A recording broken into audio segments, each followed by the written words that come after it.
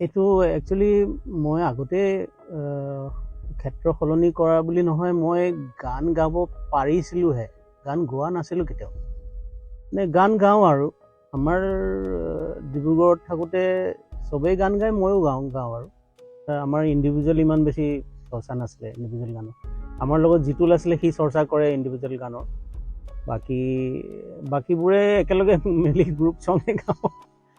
তো তেনেকুৱা এটা পৰিৱেশৰ পৰা অহাৰ কাৰণে নে কি, খুব বেছি নিজৰ গান গোৱালৈ বৰ বেছি মই ভবা নাছিলোঁ। কিন্তু তাৰ আগতে মই যিকেইটা গান গালে মানুহে ভাল পালে হয়, তেনেকুৱা গানবোৰ মই আনকে গাবলৈ দি দিলোঁ। তো মোৰ হাতত সিমান গান নাছিলে। হঠাতে দেৱ আমাৰ এনেকৈ দেৱ বৰকটকী, সি খুব বুজালে এদিন, তাৰ দেউতাকেও ক'লে যে আমাৰ অসমত এটা ষ্টাৰৰ দৰকাৰ হৈছে, তো ষ্টাৰ এজন লাগে। তো উৎপলক ষ্টাৰ বনোৱাৰ এটা প্ৰচেষ্টা সিহঁতি আৰম্ভ কৰিলে। প্ৰথমতে মোক কনভিন্স কৰিবলৈ যে আপুনি এটা এলবাম কৰক, আমি কৰোঁ, তো আপুনি গাব।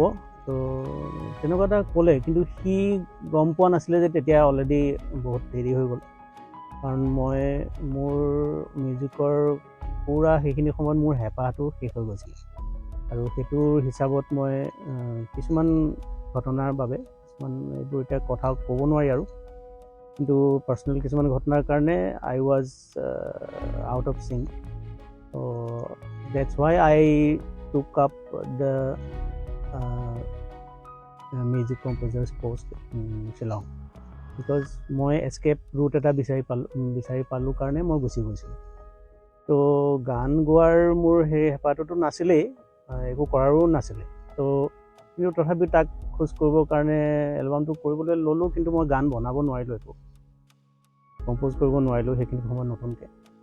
দুটা এটা অনুৰাধা পৰলৰ কাৰণে দুটা এটা গান বনাই দিলোঁ, আৰু বাকী গল্ডীৰ পৰাই গান ল'লোঁ। গল্ডীয়ে বহুত গান বনাই থৈছিলে, সেই তিনিটা গান গল্ডীৰ নিজা গান, সি তাৰে গান হয়, মই গালোঁ আৰু গাই দিলোঁ।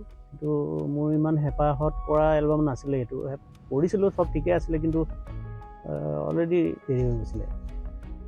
তো তাৰ 2-3 বছৰ আগতে যদি হ'ল হয়, তেতিয়া হয়তো মই খুব সৰ্বান্তকৰণে এইটো খুব ভাল ৰূপ দিবলৈ চেষ্টা কৰিলোঁ। এনেও আৰু সেইখিনি সময়ত অনামিকাৰ কাৰণে গান ৰেডি হৈ গৈছিলে। তো গল্ডীৰ অনামিকা এলবামটোৰ লগতে মই কৰি একে কোবতে বম্বেলৈ গুচি গ'লোঁ, আৰু একে সময়তে হ'ল। তো গল্ডীৰ এলবামটো সেই ওচৰা-ওচৰি সময়তে ৰিলিজ হ'ল, তাৰ মানুহে ভাল পালে, আৰু লগে লগে ষ্টাৰ এটাতো সৃষ্টিয়ে হৈ গ'ল। তো মোৰ দায়িত্বও শেষ, মই আৰু গান নকৰিলোঁ, আৰু ষ্টাৰটো গল্ডীয়ে হৈ গ'ল। তো তেনেকুৱা আৰু গানৰ হেঁপাহ মোৰ এইকাৰণে নাছিলে, মোৰ প্ৰব্লেম এটা আছে, গানবোৰ পাহৰি যাওঁ মই। তো গায়ক এজনে আৰু গান পাহৰি থাকিলে কেনেকৈ হ'ব। তো মই সেই মানুহৰ আগত পাৰফৰ্ম কৰি বেয়া পাইছিলোঁ, আৰু সেইকাৰণে গানটো মই ইমান চিৰিয়াছলি লোৱা নাছিলোঁ। ল'ব পাৰিলোঁ হয়, গোটেই কেপেবিলিটিটো আছিলেই মোৰ, কিন্তু কিবা প্ৰকাৰে মিউজিকত অলপ বেছি মনটো সোমাই গ'ল, সেয়াই আৰু।